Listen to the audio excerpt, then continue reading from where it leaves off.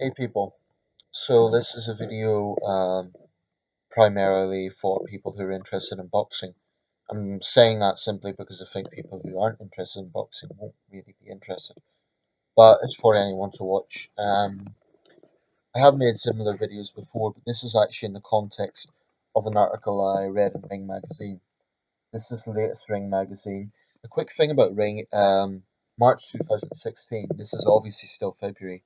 Ring has this thing about always publishing their magazine significantly in advance, which can sometimes lead to confusion. So, say for example, there's been a big fight, they won't have analysis of that fight until several months afterwards, so it can be sometimes misleading. But anyway, that's besides the point. I just wanted to explain maybe to those who don't read Ring why that says March. Cover there shows two of the world's best fighters, Canelo and Gennady Golovkin. But there's one particular article I want to draw your attention to. That middle article there. Is it okay to give up? Well, this is an analysis about fighters who quit in the ring. That is, they basically indicate to the referee that they've had enough. Quitting in the ring doesn't sit well with fans. This wasn't an article I wanted to read because I kind of anticipated what it would say, but I had to read it because I'm a fan of the sport and I want to know what's going on in the sport. The article was talking about how, and they used a few examples. It used Victor Ortiz when he got his jaw broken against, forget which fight that was, but the fight where he had his jaw broken.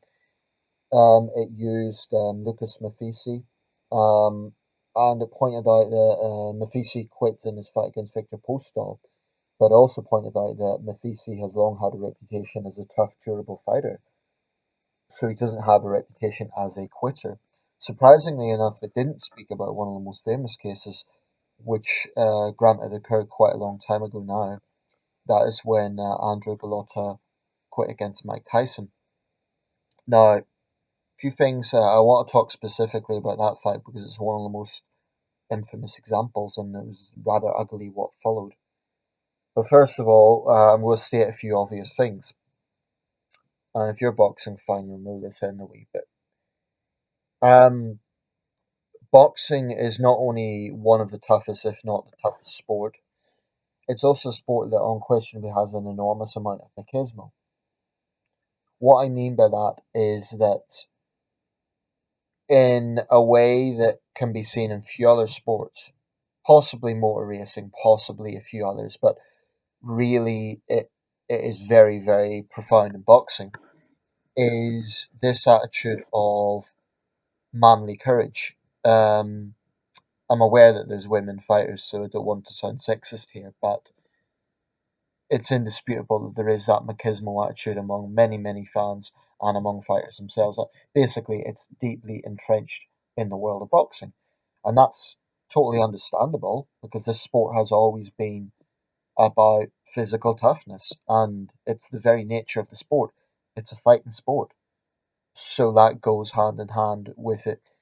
And obviously, you're going to get that in a way, in a sport like boxing, in a way that you simply wouldn't have with, I don't know, tennis. No disrespect to tennis fans. I like tennis, but it's a completely different world. Um, and I think that that's sometimes can get to the point of being just childish or reckless, depending what way you look at it. So I mentioned the Andrew Golota Mike Tyson fight. That was a notorious case whereby basically Golota quit, I believe, in the first round. Now his corner were yelling profanities at him like, "What are you doing? Why are you doing this to us?" They obviously felt he was humiliating their side. The fans weren't exactly happy either, to put it mildly. Andrew Golota pretty much got half of a garbage can thrown at him. It was a very ugly scene. He had to leave the arena with security. I believe it was in Atlantic City. I might be wrong about that. Like I said, this fight was quite a long time ago now. I believe it was about 2002 or 2000 even. But it was very ugly scenes, and Gallotta was interviewed afterwards, and the reporter said, Leeds fans have paid good money. What's happened, Andrew? You're a warrior. Why did you give up, and so on. At the time, clearly something was wrong. He was quite shaken up, and he wouldn't give a direct answer. He just wanted to leave. That's all he wanted to do. Well, it turned out that he had a serious jaw injury, and it was serious enough that it kept him out of the sport for 3 years afterwards. Now, that to me, that really got me thinking. At that time, I wasn't a boxing fan. I was way too young. I've only really been a boxing fan for about 6 years, but it did get me thinking, and it got me thinking about what fans expect of fighters. And basically, boxing is the toughest sport because in no other sport do you get fans who actually, in some cases, probably are desensitized to the point where they don't care if a fighter dies or not. Now, of course, every fan on the surface will say, "Oh, I don't want that to happen," but in the heat of the moment, and in especially in big fights, I honestly believe some fans really don't care, and they really do want opponents to kill each other. So, in that sense, boxing is the modern day equivalent of Roman gladiators. There's no other way to put it. The only difference is boxers don't have weapons in their hand. There is a referee, and the purpose is not to kill your opponent. But there's no escaping the fact this can be a very brutal sport, not just physically, but mentally and emotionally as well. Because the pressure that are put on these guys is something that most mere mortal human beings can't imagine. And I'm not exaggerating, I think this really is the case. Now, what bothers me as a boxing fan is that I think it degrades the sport, and I know I might be in a minority with this one because there is a school of thought that says fighters should give their all. It's kind of all or nothing. You should never ever ever quit, and a lot of great fighters say that. Evander Holyfield said that. They quoted him. Now, of course, in any sport, especially when you're being paid big money at professional level, I do agree that people should give their all. I do agree with that. But I don't agree that someone should be expected to risk their life or sacrifice long term health for 1 hour's entertainment. Is essentially that's what it comes down to. Well, there's two things: there's the entertainment of the fans, and there's the ego of the fighters. Now, my question is ego and entertainment worth a young man's life? And it is predominantly young men, or or even in some cases his life. Is it worth it? In I believe it was a Mafisi fight. Um, the reason he quit was because he had blurred vision. Now, as a fighter, that would scare me. And again, this is a sort of sport where fans have this stupid notion that fighters should never feel fear, or that if they feel fear, they should ignore it. Um, well, that's it's not entirely a stupid notion. I understand that as a combative sport, courage is prized above all other things. And what bothers me is a lot of this criticism comes from people who would never do it themselves. So you get the fans, and I know I made another video related to this, but that wasn't specifically about the issue of quitting. There is a lot of hypocrisy involved at the fan level in this, whereby people talk about this fighter has heart, that fighter has heart. And what I'm thinking is, well, wait a second, have you ever done it yourself? And I know I can sometimes sound puritanical with this, but it does bother me. It bothers me that there's people out there who are trying to tear down these guys when they have decided that they've had enough in the ring. Now, I can understand if you have a guy who's always quitting in the first or second round and he's taking the money nonetheless, I think that would be wrong because he is robbing the fans. But if you have a fighter with a reputation as a tough fighter, and both Andrew Gallotta and Lucas Mafisi had this reputation before their so-called quitting incidents, and I don't think the Mafisi incident was anything like the Gallotta incident. You still get critics, even though they've had that prior reputation. Now, in the case of Gallotta, my question is, if this guy was really a card, if he was really a quitter, why would he have accepted the fight in the first place? It doesn't make sense. And that's the sort of logic that I wish fans would consider for a second. If someone is a quitter, if they're scared to the point where they don't want to fight, then why would they take a fight in the first place? No one's forcing them to. Okay, there is boxing politics to an extent, there's pressure, but ultimately no one is forcing them to. So if a fighter quits, I believe in most circumstances it is for a very good reason. And I do think that we have to be understanding of that. And I think boxing pundits need to change their attitude as well, because they are in large part responsible for fueling these attitudes of basically, and there is hypocrisy in this because if you get a fighter dying in the ring, everyone comes in and says how terrible it is and how tragic it is. Boxing writers do this as well. But then, by the same token, and I have a good mind to write in the ring about this, by the same token, it's like, give your all or you're a coward. And, my issue with that is, should it be to the expense of a young man? If a fighter quits, sometimes, granted, it is because they just don't want to, put more effort into it. But I suspect in more circumstances, it is because he or she,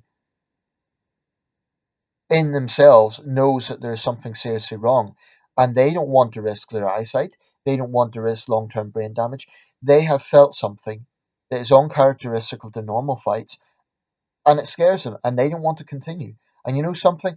I believe it takes courage to quit, so to speak, as opposed to continue just for entertaining the fans. That surely is reckless. I mean, I don't want to see anyone end up in a wheelchair just so that there's a good finish or so that they can give the fans an extra few rounds. That if that is your mentality, if you want to see a fighter do that, you're a sadist. And it's a side of the sport I really don't like. Now, don't get me wrong, I like a good fight. I like a good tough fight as much as any other boxing fan. Okay? That's the whole nature of boxing, the competitive factor, the warrior spirit, all of that. I understand that. But I don't want a situation where fighters feel that they have to risk their life or their health solely to entertain fans. Yes, they should give their all, but I believe that there is a point where it is okay to say, I have had enough. I've given my all, I've had enough. Provided it's for the right reasons, provided it's not due to someone paying them off or anything like that, so called taking a dive. But I do believe it is legitimate. If someone genuinely fears for their health, pundits and fans should cut them some slack and think, well, they've given their best, but their health comes first. Their health has to come first. I know it's naive to say in a sport like boxing, I wouldn't expect these guys to be wrapped in cotton wool. They should be tough physically. Um, and the thing is, it's not about blood or anything like that. It's about inside. That's the issue. I'm not squeamish about blood, believe me. And I suspect most fighters don't care. But what goes on inside, for example, brain damage, is a lot more serious. The fact of the matter is, there's been many, many fighters who've ended up basically living as shadows of themselves. Take, for example, Gerald McClellan. Take in the UK, Michael Watson. There's many examples.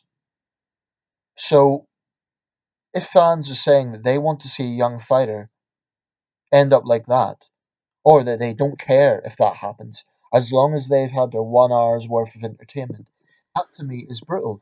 And if that is a prevailing view among fans, I sometimes wonder, do I want to continue being a fan?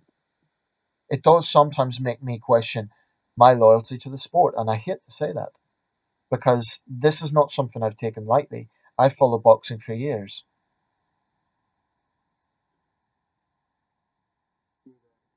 Posters, I've I have followed the sport for years. In many ways, I love the sport. I believe it does offer something that other sports don't offer, and I love the excitement of it. I love the way it makes people test themselves. There's a lot of things I love about boxing. I love the history factor of it, but I don't like the attitude sometimes that people want to translate this into modern day gladiatorial games. I want boxing to be tough, but I don't want it to be so tough. And I want it to be tough because that presents a unique challenge. But I don't want it to be to the point where guys are basically in a situation whereby they think, well, if I quit, I'll be called a card. But if I don't quit, I'm risking my long term health. I don't want that sort of situation. Say what you want, that's how I feel. And there must be other decent fans out there who feel the same way. Real fans, by the way, stick by their fighters. So if you're following a fighter and he is always giving his all, and then in one particular fight he does quit, if you're a real fan, you will try and understand why, and you won't automatically judge him. You'll hear what he has to say. And I think pundits have to be responsible about this. The way they dealt with the Galata fight was disgusting. Everyone was always a card. That, oh, what a terrible display of cowardice. But do they on? What bugs me about that fight is they genuinely thought that Galata just got cold feet and ran away. No fighter behaves like that. I've never ever seen a fighter do that.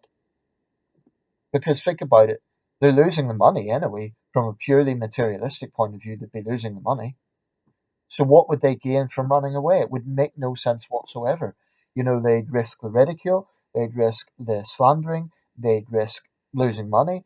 So in order for a fighter to do that, must take exceptional circumstances. Now, if I was a professional fighter, if I thought I was going to lose my sight or suffer permanent damage, would I quit? I probably would. Does that mean that I am a quitter? No, it doesn't. And it's a different thing. A quitter is someone who quits because they find it a bit tough. But that is not the same as someone who has had enough. Now, to be fair, the article did say that the answer lies in humane cornermen calling the time. Now, that's not an easy thing to do. The fighter won't thank them, the fans won't thank them, but a good cornerman will see if his fighter's had enough and he will throw in the towel. And it's a tough judgment to make, but necessary judgment. Final few things. People might say, well, all you ever do is talk negatively about sport. I really, really don't want to give that impression. And I've had other videos, by the way, which are purely about academic, who's the greatest fighter in this category, and so on. So it's not all negative.